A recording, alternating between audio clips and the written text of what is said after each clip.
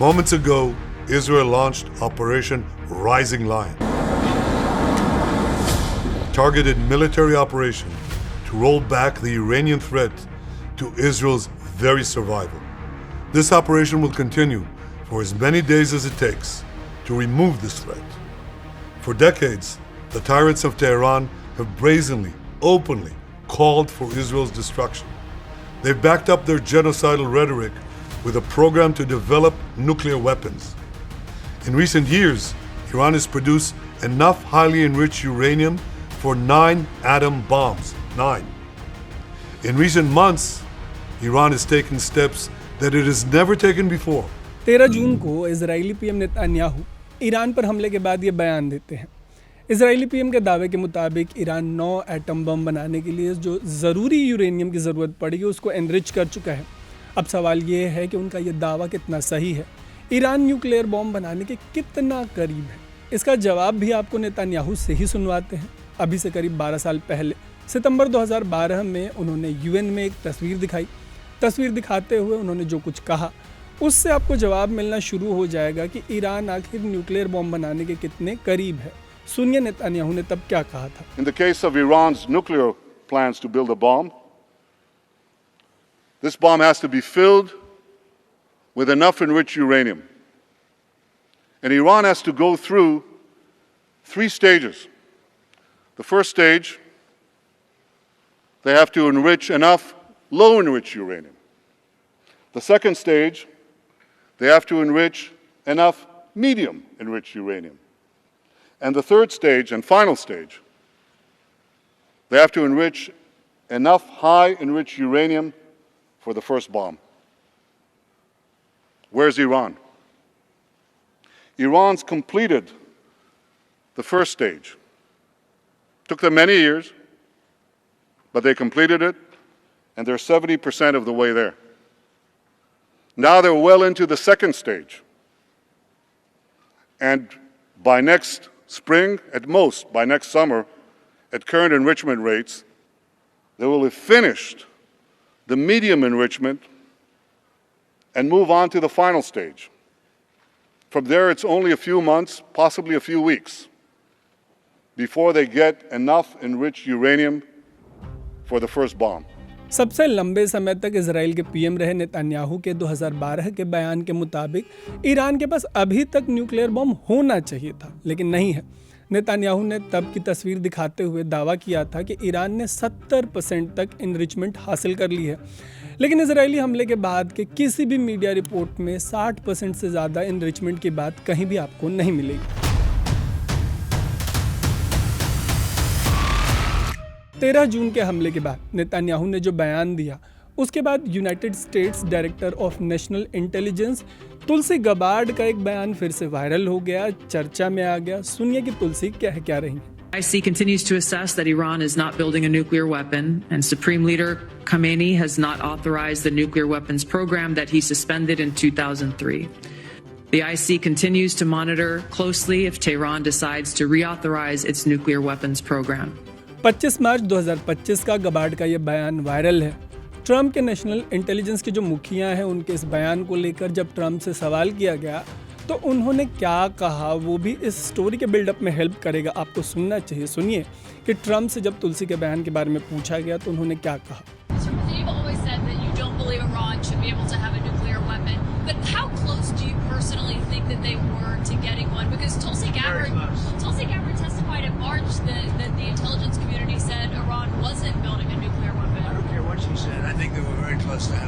तो 2012 में नेतन्याहू बोले थे कि बॉम्ब बस बनने ही वाला है।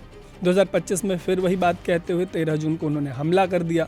मज़े की बात यह है कि मार्च में ट्रंप के इंटेलिजेंस चीफ ने साफ कहा था कि ईरान कोई बॉम्ब नहीं बना रहा, लेकिन ट्रंप बोले कि उनको इससे कोई फ़र्क नहीं पड़ता, ईरान बॉम्ब के बहुत करीब है। मतलब वही बॉम्ब जो 2012 में ऑलमोस्ट रेडी था, 12 साल बाद आज भी बस बनने ही वाला है। और इसी पर याद आता है किशोरदा का एक चतुर नार बड़ी होशियार वाला एक गाना, उसमें एक डायलॉग है कि ये घोड़ा चतुर क्या रे, एक पे रहना, या तो घोड़ा बोलना या चतुर बोलना। वैसे ही या तो बॉम्ब है या नहीं है, और फिलहाल कोई बॉम्ब नहीं है, और जैसा कि तुलसी ने कहा कि नियर फ्यूचर में कोई बॉम्ब होगा भी नहीं। तो यहाँ तक तो हो गई नेताओं के बयानों की बात। अच्छा, इजराइल के हमले के बाद जो इंटरनेशनल एटॉमिक एनर्जी एजेंसी है उसने भी बॉम्ब से रिलेटेड एक बयान जारी किया 13 जून के। इस बयान में IAEA ने जो तमाम बातें कही है वो भी आपको जाननी चाहिए। तो स्टेटमेंट के मुताबिक IAEA को जानकारी दी गई कि इजराइल ने ईरान पर सैन्य हमला किया है, इसमें न्यूक्लियर साइट्स भी शामिल हैं। ईरान ने पुष्टि की है कि नातांज साइट को नुकसान पहुंचा है, लेकिन रेडिएशन का जो लेवल है वो नॉर्मल है। इस्फहान और फोर्दो साइट्स अभी तक सुरक्षित हैं। IAEA ने दोहराया कि किसी भी हालत में न्यूक्लियर फैसिलिटीज़ पर हमला नहीं होना चाहिए। ऐसे हमले लोगों और पर्यावरण दोनों के लिए ख़तरनाक हो सकते हैं। ऐसा हमला इंटरनेशनल लॉ और संयुक्त राष्ट्र का जो चार्टर होता है उसका उल्लंघन होता है। IAEA ने सभी पक्षों को संयम बरतने की अपील की सभी पक्षों से। एजेंसी के चीफ मौके पर जाने के लिए तैयार हैं और टेक्निकल सहायता देने के लिए भी रेडी हैं। IAEA के इंस्पेक्टर्स की सुरक्षा को सर्वोच्च प्राथमिकता देने की बात भी कही गई इस स्टेटमेंट में। और IAEA ने साफ किया कि एकमात्र रास्ता बातचीत और कूटनीति है, न कि वॉर।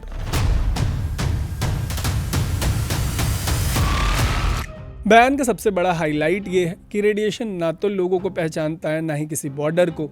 ऐसे में बॉम्ब चाहे मत बना हो, लेकिन अगर इजरायली हमले से रेडिएशन फैला तो वो किसी भी शक्ल में सामने आ सकता है दुनिया के।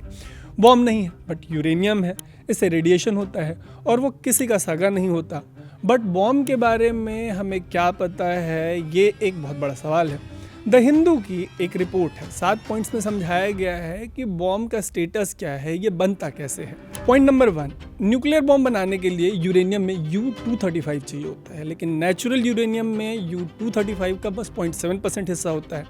बाकी का ज़्यादातर हिस्सा U-238 होता है। हथियारों के लिए यूरेनियम को कम से कम 90% U-235 चाहिए होता है और इसे पाने के लिए यूरेनियम को सेंट्रीफ्यूज में एनरिच किया जाता है। जितने भी सेंट्रीफ्यूज हैं उनकी ताकत को SWU यानी सेपरेटिव वर्क यूनिट से उनको कैलकुलेट किया जाता है, मापा जाता है। 1 किलो हथियार लायक यूरेनियम बनाने के लिए करीब 250 SWU लगता है। 2006 तक ईरान ने यूरेनियम को 3.5% तक एनरिच किया था। 2010 तक IAEA ने बताया कि ईरान ने नातांज और फोर्दो प्लांट्स में 19.75% तक एनरिचमेंट हासिल कर ली। 2015 में ईरान के साथ joint comprehensive plan of action नाम का एक न्यूक्लियर डील किया यूरोप और अमेरिका ने। इसके तहत ईरान को ज़्यादातर सेंट्रीफ्यूज हटाने पड़े, एनरिचमेंट 3.67% तक लिमिट करनी पड़ी और यूरेनियम स्टॉक 300 किलो से ज़्यादा नहीं रखने की भी शर्त माननी पड़ी। इसके बदले ईरान पर जो इंटरनेशनल सैंक्शंस थे, पाबंदियाँ, वो हटाई गई।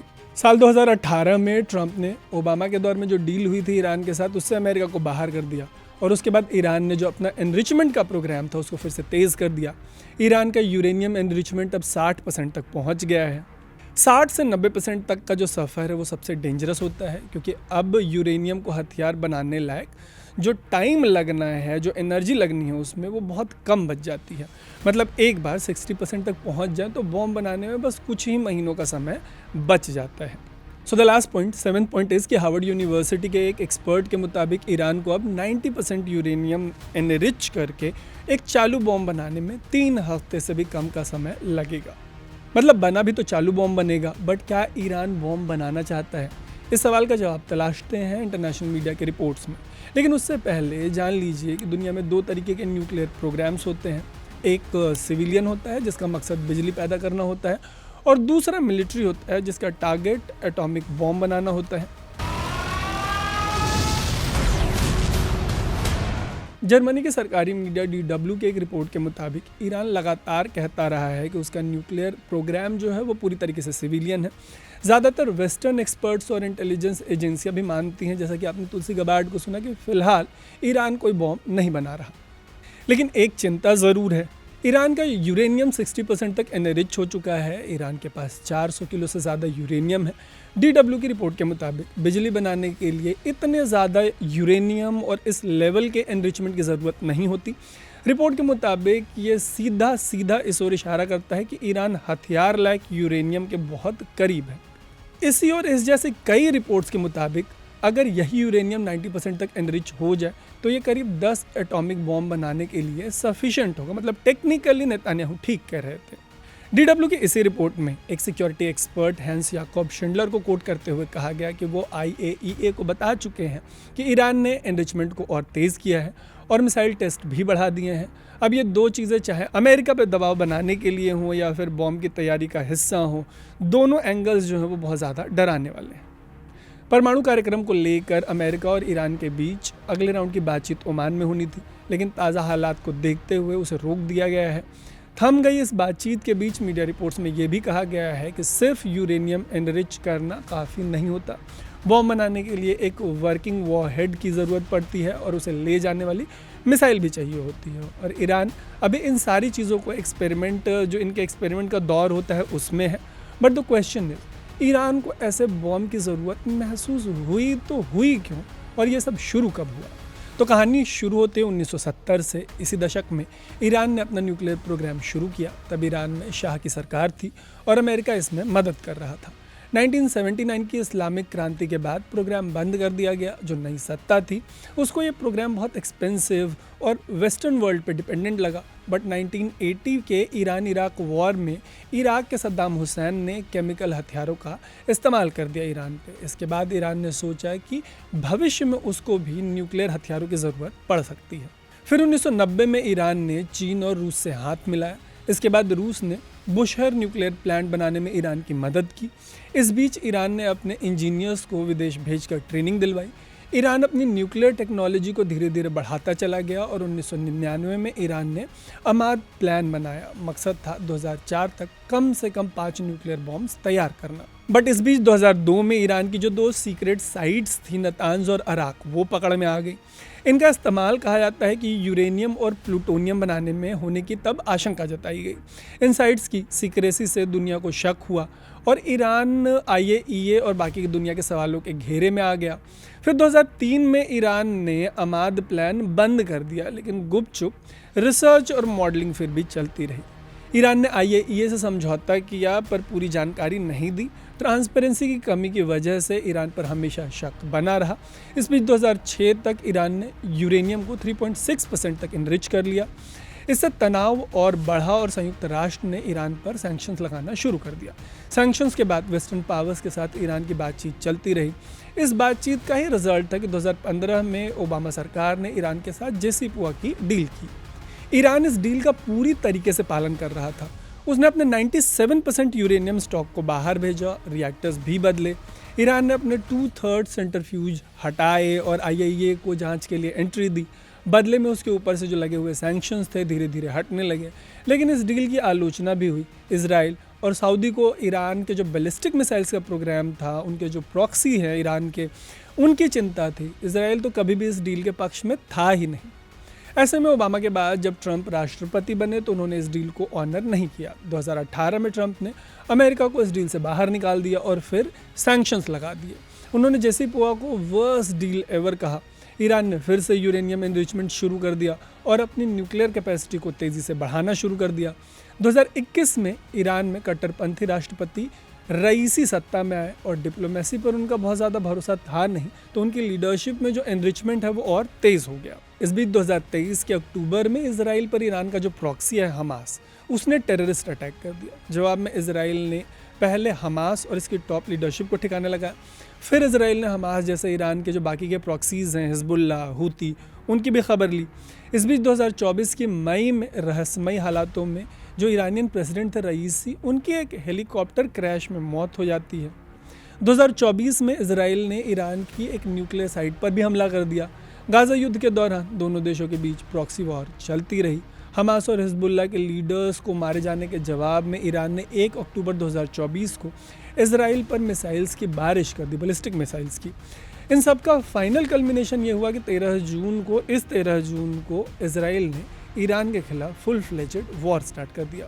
इसकी पूरी आशंका है कि ये युद्ध बहुत लंबा चलेगा।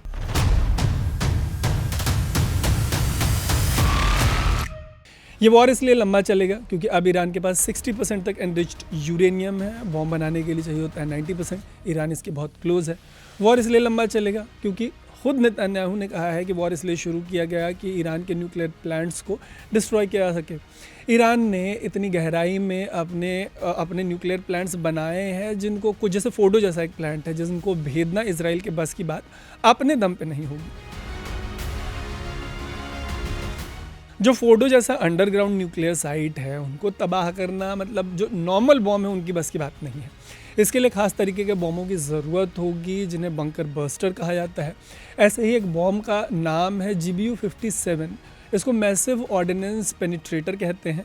यह अमेरिका का सबसे ताकतवर बंकर बस्टर बॉम्ब है। इसका वजन ऑलमोस्ट 14 टन होता है। यह बॉम्ब ज़मीन से करीब 60 मीटर यानी 200 फीट की गहराई तक घुस सकता है और फिर वहाँ पे जाके धमाका करता है। ख़ास तौर पर ऐसे ठिकानों को तबाह करने के लिए ही ऐसे बॉम्ब्स को बनाया गया है जो पहाड़ों के नीचे या कंक्रीट के मोटे तहखानों के अंदर बने हों। इससे पहले GBU-28 का इस्तेमाल किया जाता था, लेकिन फोर्डो जैसी साइट के लिए ये कम असरदार माना जा रहा है।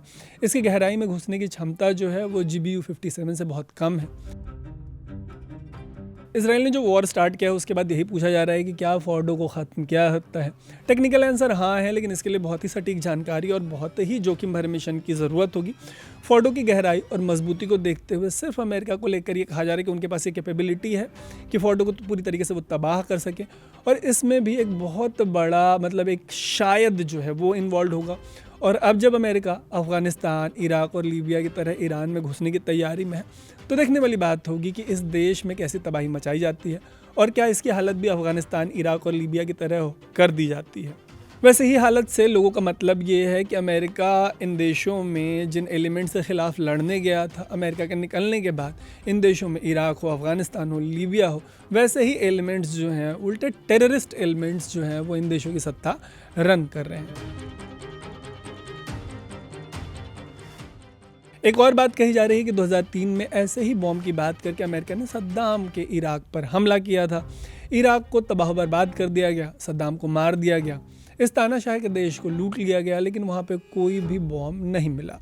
आज इराक बेहद बुरे दौर से गुजर रहा है। वहाँ अमेरिका और यूरोप जैसे देश जो हैं उनकी फ़ौजें तैनात हैं, लेकिन कभी भी ये सवाल कोई नहीं उठाता कि उस बॉम्ब का क्या हुआ जो वेपन ऑफ मास डिस्ट्रक्शन बताया गया था, जिसको खोजने के लिए अमेरिका इराक में गया था। मीनवाइल CNN ने इजराइल के PM बेंजामिन नेतन्याहू का एक वीडियो कंपाइलेशन बनाया है। इस वीडियो कंपाइलेशन में अक्टूबर 1996 से अब तक के नेतन्याहू के वो तमाम बयान हैं जिनमें वो लगातार ये दावा करते आए कि ईरान बस अपना न्यूक्लियर बॉम्ब बनाने ही वाला है, बेहद करीब है, बॉम्ब आज बन जाएगा, ये कल बन जाएगा। आपको CNN की ये वीडियो ज़रूर देखनी चाहिए। The deadline for attaining this goal is getting extremely close. And Iran, by the way, is also outpacing Iraq in the development of ballistic missile systems that they hope will reach the eastern seaboard of the United States within 15 years. The foremost sponsor of global terrorism could be weeks away from having enough enriched uranium for an entire arsenal of nuclear weapons. That would place a militant Islamic terror regime weeks away from having the fissile material for an entire arsenal of nuclear bombs. If not stopped, Iran could produce a nuclear weapon in a very short time. It could be a year, it could be within a few months, less than a year.